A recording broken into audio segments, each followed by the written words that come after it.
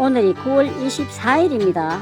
여기는 남부지방이라 난지역 마늘을 심어야 하는데, 난지역 마늘은 9월 말이나 10월 초에 마늘 종구를 심으면 되는데, 와따 요 고추를 걷어내야 마늘밭을 만드는데, 고추가 달린 상태에서 어떻게 미리 밭을 만들어 왔는지, 또 마늘이나 양파밥 만들 때 작년에 이걸 넣어줬더니 재미를 봤거든요. 여기다가 이제 물을 주겠습니다. 물을 뿌려 놓습니다. 왜냐하면 이 석회고 토를 줬기 때문에 빨리 녹아야 되거든요. 녹아 들어가야 되기 때문에 물을 한번 뿌려 놓겠습니다. 왜 이렇게 고추대를 뽑지도 않은 상태에서 석회고토 비료를 넣어줬냐면, 밭을 만들 때 석회고토를 맨 먼저 넣어주고 최소 2주 동안은 기다린 후에 퇴비나 밑비료를 넣어야 하는데, 그동안에라도 이 고추가 좀 붉어질까 싶어서이지요. 특히 비료를 이처럼 뿌리와 가깝게 넣으면 이 고추가 비료 장애로 인해 시들시들 말라 죽는다고, 뿌리 끝에 줘야 된다고 3차 추비 줄 때부터는 고랑에다 줘야 한다는 등이 상식으로 알고 있는데, 이렇게 뿌리 가까이에 9월 6일에 줬는데 오늘이 9월 23일인데도 말라 죽어야 할 고추가 이렇게 생생합니다. 이걸 보면 고정관념이 안 통할 때도 있네요. 이쪽에 보면 이런 굵은 고추들은 사실은 좀 아깝죠. 따버리가 아깝죠. 좀 아깝긴 하죠. 아깝긴 한데 마늘밭을 만들어야 되기 때문에 어쩔 수 없이 걷어냅니다. 순을 다 먹었지 않습니까? 고추순을 먹으려고 자르고 했죠. 자르고 하니까 여기에 막 자른 부위에서 새순들이 막 나옵니다. 이렇게 새순들이 나오고 있죠. 이거 또 먹으면 또 고추순을 먹을 수 있겠죠. 고추순을 제가 따먹었죠. 그러면서 다 잘랐지 않습니까? 자르고 하다 보니까 요 밑에 고추들이 좀 굵어지긴 하거든요. 끝물 고추를 붉어지게 하기 위해서 미리 제가 고추대를 한번 잘라본 게 있었죠. 이거하고 두 폭이었거든요. 이거하고 두 폭이잖아요. 잘라버리니까 여기서 다시 순을 내고 막 하죠. 제대로 안 붉어지고 쭈글쭈글 이래 돼 버리거든요. 그러니까 뭐 잘라도 일부 건질 수는 있겠죠. 일부 건질 수는 있는데 품질이 별로 안 좋다라는 거죠. 고추대를 다 걷어냈거든요. 고추대를 걷어내다 보면은 고추 잎이나 고추들이 이렇게 막 떨어집니다. 지금 이게 푸른 고추가 지금이 너무 매워가지고 이걸 먹지도 못합니다. 구멍이 보이는 요런 담배나방 먹은 요런 고추들은 제거를 해버리고, 건전한 고추들만, 그리고 고추대 이런 것들, 이런 거는 억세니까 이런 거 걷어내고, 금방 분해가 될 수 있는 그런 것들, 주로 고추 잎하고 이런 것도 좀 걷어내야 되겠죠. 좋지 않으니까 골라내고, 건전한 고추들만, 고추 그릇터기는 파내야 됩니다. 파낼 거고. 오늘이 9월 24일입니다. 하나하나 잘게 썰었습니다. 이런 식으로 그대로 이거를 넣게 되면은 마늘이 뿌리를 내릴 때 이 지장이 있거든요. 그래서 이물질을 제거를 해야 되는데 이거를 하나하나 부셨습니다. 부셨거든요. 고추를 부셨습니다. 그리고 이런 줄기들도 있으면은 걷어내야 됩니다. 왜냐하면 이런 줄기들도 마늘이 뿌리를 내릴 때 지장을 받거든요. 그러니까 거친 이물들은 제거를 해버리고, 마늘이 뿌리를 내리게 좋게 하기 위해서 이런 고추도 잘게 썰었고, 좀 큰 이물들은 제거를 해버려야 됩니다. 그래야 마늘이 뿌리를 내릴 때 지장을 안 받습니다. 다 이렇게 했죠. 고추들을 잘게 쪼갰습니다. 최대한 잘게 할수록 분해가 더 잘 되거든요. 이런데 보면은 고추에 씨앗들이 있지 않습니까? 씨앗. 이런 씨앗들도 영양분이 있거든요. 건전한 고추만 해야 됩니다. 병든 고추는 골라내고 최대한 잘게 썰어가지고 넣었습니다. 일부러 이렇게 할 필요는 없고, 제가 고추밭을 정리하다가 고추가 떨어졌지 않습니까? 고추가 떨어진 거를 뭐 걷어내기보다 이렇게 그냥 한 거거든요. 여기 보면 이런 것들은 좀 크잖아요. 이것들은 골라내야 됩니다. 이게 잘게 부수거나 잘게 부숴버리거나 아니면 골라내거나 잘게 부숴버리면 되겠죠. 일부러 이렇게 넣은 건 아니고 고추대를 정리하면서 떨어진 것들을 그냥 넣어버리는 거죠. 이 매운 고추 맛을 보면 땅속 벌레들이 출행낭을 치지 않을까요? 허허. 또한 9월 6일에 스케고토 비료를 넣고 오늘이 9월 24일이니까 2주는 넘었거든요. 여기에다 퇴비와 밑비료를 넣고 밭을 만들겠습니다. 왜 이렇게 기다렸냐 하면 여기는 그대로입니다. 넣지 않았거든요.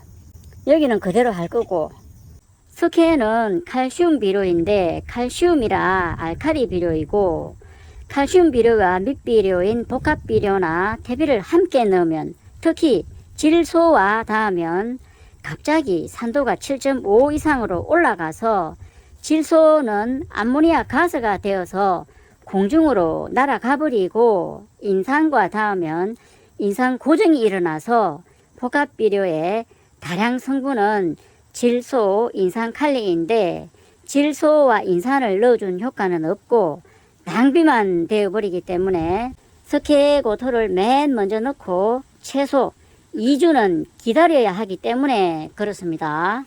그렇기 때문에 고추가 있는 상태에서 비닐 멀칭한 걸 걷어내고 미리 뿌려놓은 이유입니다. 이렇게 스케고토 비료를 넣은 것은 토양 산도를 교정하기 위해서가 아니라, 스케는 칼슘이고 고토는 마그네슘인데 칼슘과 마그네슘을 미리 토양에 넣어주기 위함입니다. 스케고토 비료는 평당 대략 350g에서 500g을 넣으면 됩니다. 요게 천일염입니다. 요게 천일염이고, 요게 황인데 알갱이로 되어 있습니다. 이게 황이고 노란색이죠. 작물은 뿌리가 튼실해야 잘 자라는데 뿌리의 병은 치명적이지요. 그래서 고자리 파리는 물론이고 군뱅이, 거세미, 나방, 애벌레 등의 땅속에 있는 벌레들을 없애는데, 작년에 이걸 넣어줬더니 화학농약 한번 안 쳤는데도 뿌리 관련 병이 없어서 재미를 봤었거든요. 그래서 올해도 소금과 황을 토양 속에 조금 넣어줍니다. 마늘과 양파는 황을 좋아하는 작물이기도 하고요. 요게 천일염이고 요게 황인데, 천일염은 노지의 경우 천일염은 300평당 30kg, 평당 기준은 100g이 되겠고, 황은 300평당 10kg, 평당으로는 34g을 넣으면 됩니다. 소량이라 뿌리기가 어렵거든요. 그래서 흙하고 섞어서 뿌릴 겁니다. 혼합합니다. 두 가지를 골고루 혼합합니다. 흙하고 혼합을 해서 골고루 뿌리겠습니다. 비료 뿌리듯이 뿌려줍니다. 골고루 뿌려줍니다. 바닷물에는 83종이나 되는 무기 성분들이 들어있다고 하니까 천일염도 종합 미네랄 비료라고 할 수 있겠네요. 물론 땅에다가 직접 소금을 넣는 것은 저도 좀 꺼림직하긴 한데, 그래도 노지이고 아주 조금 넣는 것이라 마늘과 양파 심을 때만 넣어줍니다. 천일염하고 황을 뿌렸고, 이제는 여유에다가 이제 토양 살충제를 뿌려줍니다. 상표는 좀 그렇고, 마늘에 고자리파리나 뿌리영의 방제를 위해서 토양 살충제를 넣어줍니다. 고자리파리 유충, 뿌리영해 등의 토양 속 병들은 발생하면 방제도 어렵기 때문에 밥 만들 때부터 철저하게 예방을 해야 하기 때문에 토양 살충제도 빠지지 않고 넣습니다. 토양 살충제를 넣으면 실컷 살려놓은 유익한 미생물들이 죽는다고 꺼려 하시는데, 그러면 나쁜 미생물은 안 죽을까요? 좋은 미생물이 많다고 병균을 죽이지는 않는다고 하더라고요.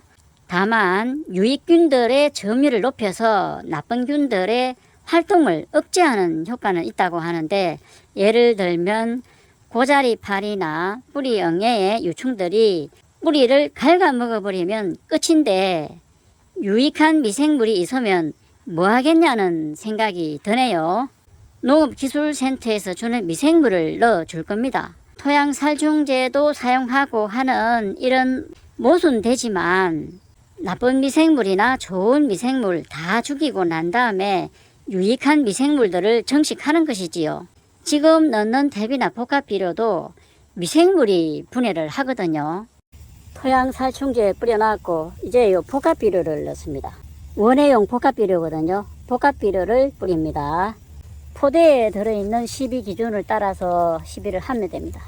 조금씩 뿌려주면 됩니다. 밑비료도 넣고 퇴비도 넣고 한다 하더라도 마늘은 작기가 길기 때문에 미끄럼에만 의존할 수가 없거든요. 추비를 또 줘야 됩니다. 이 넣는 순서는 관계가 없습니다. 뭐 비료를 먼저 뿌려도 되고 퇴비를 뿌릴 겁니다.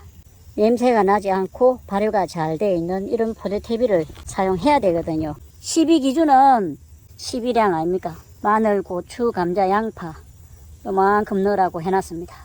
포대 퇴비를 넣을 때는 냄새나는 퇴비를 넣으면 안 되는데 그래서 농협에서 퇴비를 받으면 1년 정도 묵혀뒀다가 냄새가 나지 않는 퇴비를 사용해야 합니다. 깔아놓고 펼쳐주면 됩니다. 이렇게 딱 펼쳐가지고 삽으로 한번 갈아엎으면 되죠. 이런 장갑을 끼고 하기 때문에 손으로 해도 됩니다. 왜냐면 고자리 파리라는 파리는 냄새가 나면 냄새를 맡고 바로 달려오거든요. 그럼 내 땅에다가 알을 낳으면 알에서 깨어난 애벌레가 마늘 뿌리를 갉아 먹어버리면 마늘이 바로 죽지는 않지만 잎이 점점 노랗게 되면서 시들시들 하다가 결국은 말라 죽게 되는 거지요. 지금 이 퇴비는 냄새가 안 나는데 제가 1년간 묵힌 거라 퇴비가 냄새가 안 나거든요. 다 갈아엎어 놨습니다. 여기도 갈아엎어 놓고 여기도 갈아엎어 놓고 다 갈아엎어 놨죠.